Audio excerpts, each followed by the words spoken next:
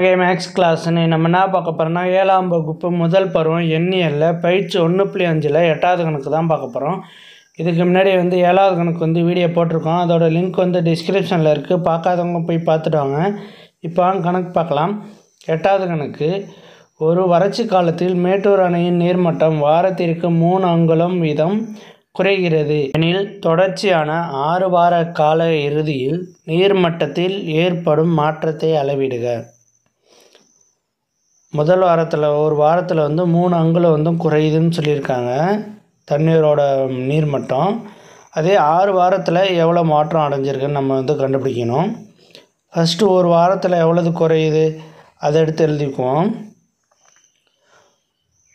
ஒரு வாரத்தில் குறையும் நீரின் மட்டம் ஒரு வாரத்தில் குறையும் நீரின் மட்டம் குறையும்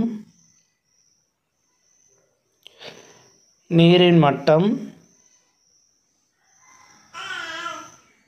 ஈக்குவல் டு 3 அங்குலம் 3 அங்குலம்.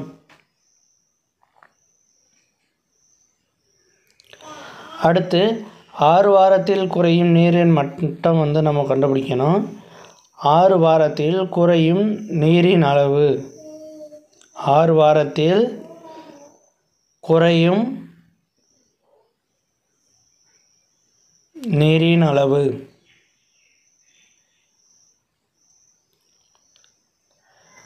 ஈக்குவல் டு இந்த 3ஐயும் இந்த 6 இருக்குல்ல அதையும் மல்டிபிள் பண்ணோம்னா நமக்கு ஆன்சர் கிடச்சிரும். இந்த 3ஐயும் 6 வாரங்கிறனால இது ரெண்டுத்தையும் மல்டிபிள் பண்ணோம்னா கண்டுபிடிச்சிடலாம். இப்போ 6 × 3 இதை பெருக்கணும்னா 18.